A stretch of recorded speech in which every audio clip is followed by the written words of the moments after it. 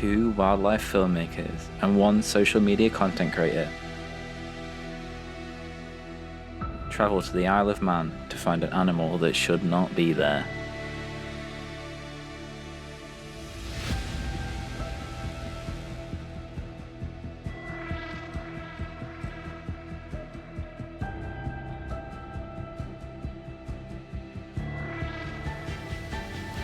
There you see it?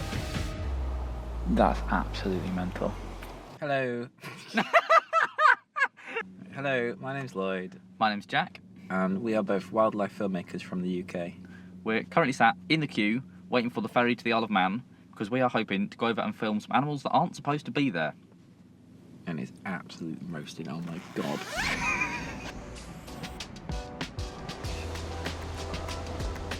So, the plan is to head over to the Isle of Man to meet up with social media content creator Wildlife with Cookie, who knows much more about finding these anomalies than we do. Hello mate, Hello. how you going? Good to meet you. Welcome to the Isle of Man. Quite nice, isn't it? It's looking alright, eh? Yeah. You excited for this? My name is James Cook. I go by the online name of Wildlife with Cookie, and I am a wildlife content creator. So Animal Anomalies is the series I created back in 2020, and I built it off the back of watching a show called Extinct or Alive, and I watched that and I was like, this is wicked. I would love to do something similar. I couldn't go looking for extinct animals, so I was like, there is weird stuff here in the UK that shouldn't be. So I started with scorpions, and then I moved it on to parakeets, like around London. The third one was wallabies, and that's where I think I hit an audience of people, and they were like, sorry. How on earth do you think a big predator Can just be here.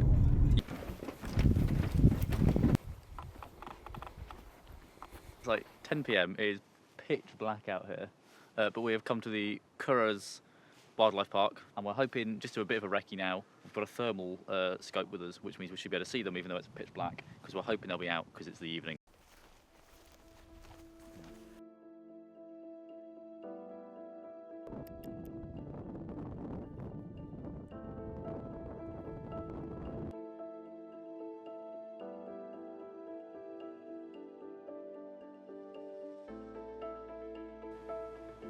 No.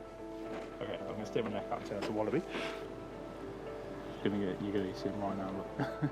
Oh yeah, got him. There we go. So that is a wallaby. That's so cool. Oh, lovely. Hello. Oh, that's perfect.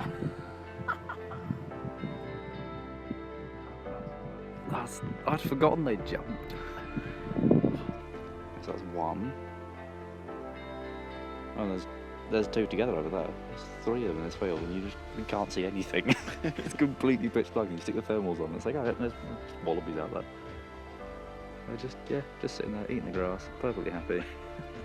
Completely unbothered by the 3 blokes walking on the boardwalk, going, "Oh my days, there's wallabies." So we've been here for like what, 20 minutes, and we've seen 6 wallabies already, which is just crazy. I mean, it's dark, so the thermal has been absolutely. It's made it easy, hasn't it? Yeah, you just look and they're there. I was not expecting it to be this easy. But also we've got so close. Yeah. Like we were within 10 metres of one. Yeah. And then I nearly fell off the boardwalk about 5 metres away from one. Yeah. But it's been so easy. Yeah. So easy. And they're so lovely to look at as well. Yeah. I love them, man. I really do. They're just fun to watch. They're fluffy, cute, jumpy things. They're amazing. What's not to like? Yep. Yeah. Onwards. So the first time I ever saw them here in the UK was in 2020 in September. I travelled up to Scotland, the infamous Wallaby Island, and I got a boat over to the island. I spent 10 hours or so on the island looking for these wallabies, and eventually I found a couple, which was really quite exciting. Mate, I honestly absolutely love this place. It's one of my favourite places in the entirety of the United Kingdom. It's unreal. It sort of stood in this environment, looking like a unicorn, like just this mythical thing, and I found it. It was really special to me.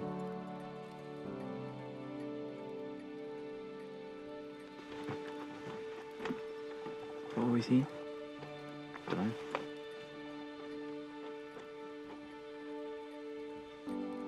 Something right there. Shine the torch. I'm filming you, filming them, taking photos of them.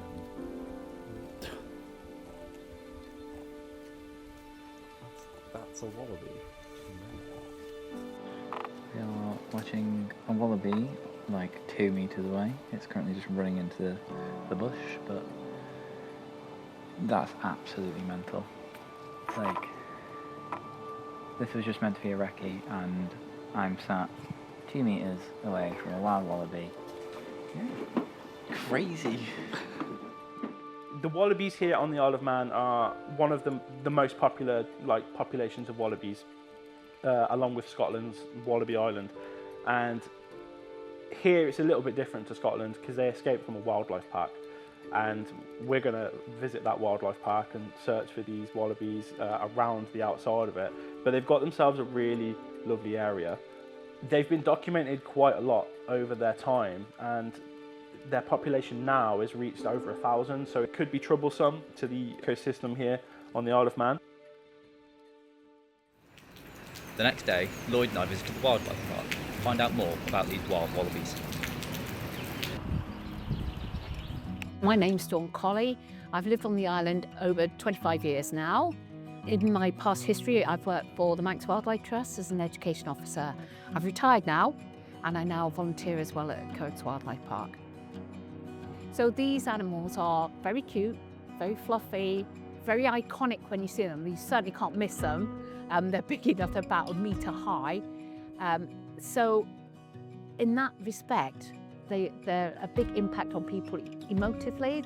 They like to look at them, they like to see them. I'm Kathleen Graham, I'm the park manager and zoological director.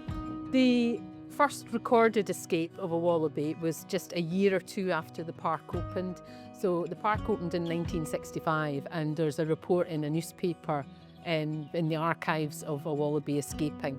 There's also verbal reports passed down through the various people that there was a big breakout in the 1980s in a storm when trees came down and brought a fence down. And that would make sense because the population's been growing really ever since. Initially they thought when they got up to about 250, there would be an impact on the ecological area around. There was a survey done recently that was done by drones and thermal imaging, and it's actually well over that mark now. We're talking about thousands that are out in the wild, so they're doing incredibly well. They are mainly redneck wallabies, so they come from the Tasmania area, which climatically is very similar.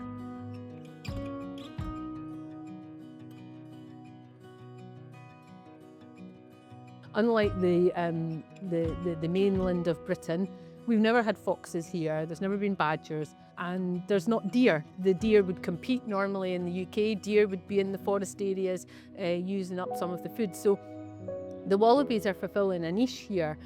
They haven't got a predator, they haven't got competition, so they almost do too well. When you talk about the impact on wildlife, yes, they shouldn't be here, but they may actually be helping disperse seeds and fulfilling a function that we don't have because we don't have deer.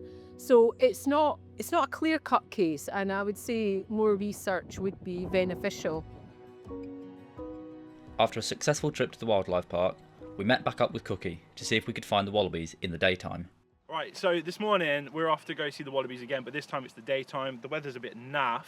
However, we did see quite a few last night, so we're hopeful that this morning they're still there, still in the area, and we get to see their little fuzzy faces in broad daylight. Well, in the daylight that we have, it's pretty grim here.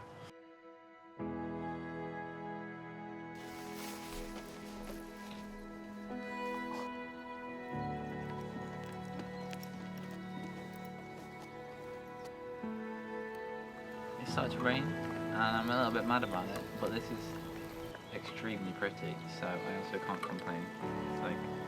It's giving Pinterest board vibes.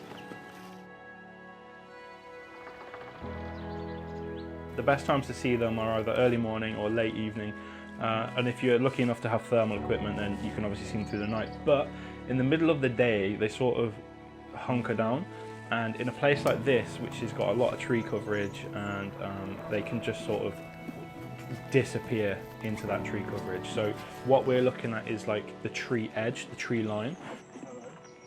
Hello. Right the way through there. Jack, can you see? Right the way through. Lloyd, you got him? Yeah. There's a wallaby. Yep, there it is. There's a wallaby right there. Can you see it? It's so hard to see actually. I wasn't expecting to see it like at this time. That easily. Yeah? Yeah, shit. Isle of Man wallaby. Number 1 in the day. How does that feel seeing that, by the way, in the day? Absolutely incredible. It's nice, eh? I find it so mad that they just live here. But It almost seems normal though. yeah, but they fit in, right? It's like, it shouldn't be that mad, but it is, because they're in the totally wrong place. But they look like they fit in.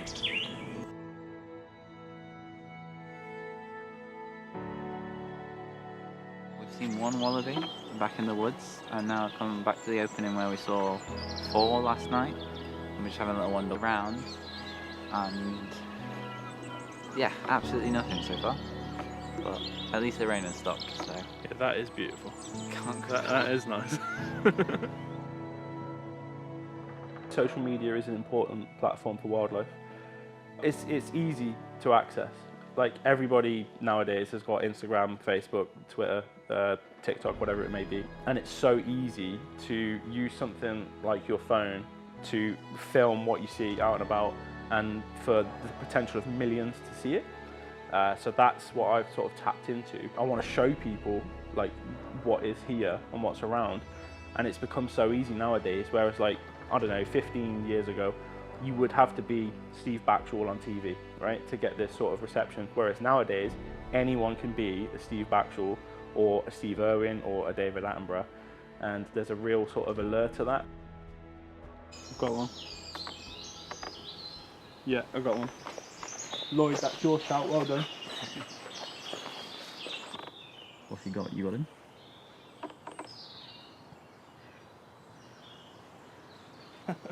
There he is. Ah, you love to see it. How good.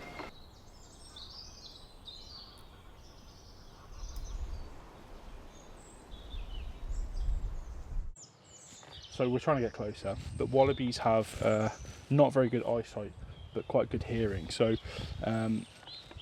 if we make a lot of noise, yeah, hold a sec, he's spooked. That's enough, and he'll be gone, and that's it, he's out of here. But we've got like a nice shot here, so we need to go like tentatively as we move forward.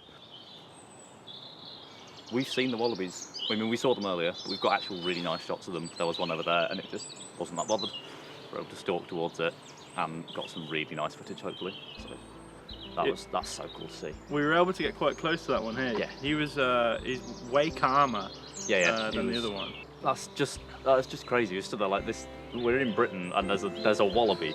Like you just don't get that because we don't have that many big mammals. No. And so to see something big and furry in this country is crazy. Well, especially on the Isle of Yeah. Man, a place that doesn't have foxes or badgers. Yeah. They don't look out of place. Yeah, They are, but they don't look. They're perfectly camouflaged. They're just eating the grass, eating the plants, not bothered as if they're meant to be here. Yeah, it's good, isn't it? Yeah, that's so cool.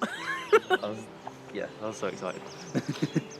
I think most people have the ideology of the UK being a very boring sort of wildlife place, and the tagline of like one of the least biodiverse places in the world is always sort of thrown up with the UK. I think contrary to belief, there's a lot of interesting things happening at home with at-home wildlife. It's not just like non-native stuff, you know, like obviously I can bridge the gap with the general public, showing them weird things, but once they take a step closer to home and sort of look around, there is some really interesting stuff happening. Like red squirrels, for example, there is a fight back for that. Pine marten, I've had a good recovery. Otters, you can see otters, I think on every river in the UK. Like there is definitely some things to shout about when it comes to British wildlife. White-tailed eagles, like have had a really good recovery in Scotland, but also on the south coast as well. They're having a great time down there. So yeah, there's a lot happening, which is great. hopefully I could be a part of that, and others watching will sort of want to be a part of that as well. We've just come back to the nature reserve, having spent the afternoon inside because the weather is awful. It's still raining, but we thought we'd go outside and try and see the wallabies because we want to see them one more time before we go home tomorrow.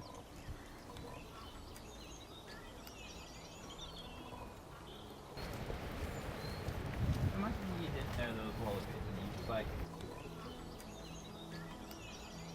Wait, no, two things through this tree, and it's looking like something is eating off the floor. So I'm assuming... Okay, one was a duck, it's just flying away. One could be a wallaby.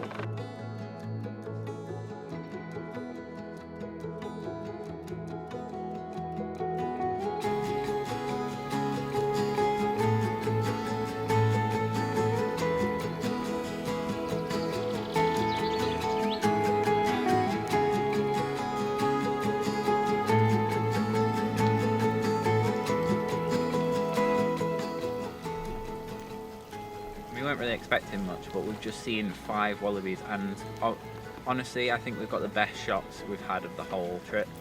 We managed to get within 2 meters of a wallaby.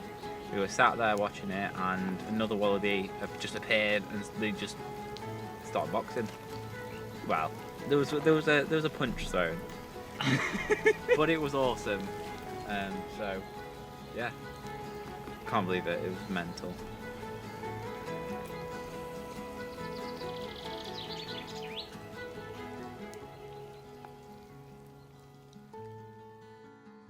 It's really interesting from my point of view, seeing younger generations and younger people really take up an interest in wildlife. I think social media has definitely helped sort of bring the average age of like a wildlife enjoyer down, and to see that young audience sort of shine through and flourish is really nice. Seeing a wallaby or something exotic in a place it shouldn't be in your own country can really perk up people's sort of like imagination, right? It's a little bit harder with gulls and warblers to sort of go, wow, look at this really cool looking warbler and it's a brown bird, and then look at this other warbler that looks exactly like this one, you know what I mean?